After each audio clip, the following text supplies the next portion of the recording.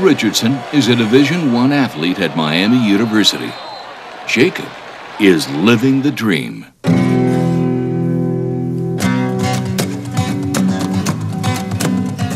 Jacob is very laid back, very quiet until you get to know him, and then he's quite comical. He's fun to be around and loves to spend a lot of time with his family and friends. He's a laid-back person, but deep down inside there's a fire of a competitor there. We'd watch some of the stuff he did on the football field at the high school level. It would actually scare you as a parent. I mean, he was fearless in anything. Broke every bone in his body just about, it seems like. He's busted his eye, broken shoulder blade twice. He gets that from his father. I started playing football when I was in 3rd grade, so I was 9 years old. And my dad played football, and we always played football out in the yard and stuff. And when he asked me if I wanted to play organized football, it sounded like a lot of fun. So that's what drew me into it. When I was a little kid, I always wanted to play college football. Soon, Jacob discovered another hobby. He took an interest in animals when he was in the 3rd grade, starting with the 4-H, and that grew into one of his great passions. 90% of the time he was down there in that building, knee-deep in hog manure or goofing around with hogs, and that's what he truly loved, because when his grades started to slip, we could take the football from him, but you couldn't take the passion of his raising his 4-H pig and his hogs down there in the barn. It's something I like to do. I went to school and had a job, but coming back and working with animals was something that it was fun to do, and it's something I like doing. It was a challenge to raise pigs to compete at fairs and club pig shows. Jake was in 4-H and FFA for quite a few years. He was the vice president of his FFA chapter. He loved it. Through FFA projects, I learned a lot about hard work and how it pays off in the end. And my home life, living on the farm with the animals, played a big part in my FFA project. We chose to buy the farm for the kids, really. I mean, financially, it's not very responsible for me and Mary to purchase this and try to keep this thing running, because agriculture today is a little tough to do on that level. But I felt like this was as important of an education of what they're getting here, where it's work ethic, learning how to take care of animals, doing all that stuff is what you get out of a college education. I mean, I just feel that that's very important.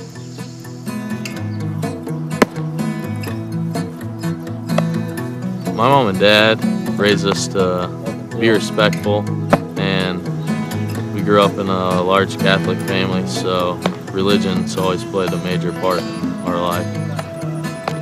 My dad taught me how to punt, really, and I would just go out in the yard and kept kicking. I had no idea what a Division I college schedule was when it comes to the practice schedule, the conditioning schedule. I mean, it's year-round.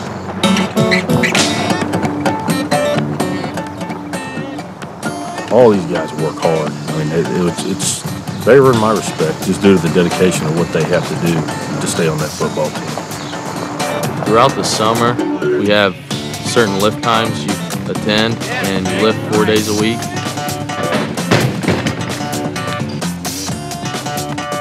Kickers and long snappers and punters will go out on every couple days and set a time where we go out and kick around the field.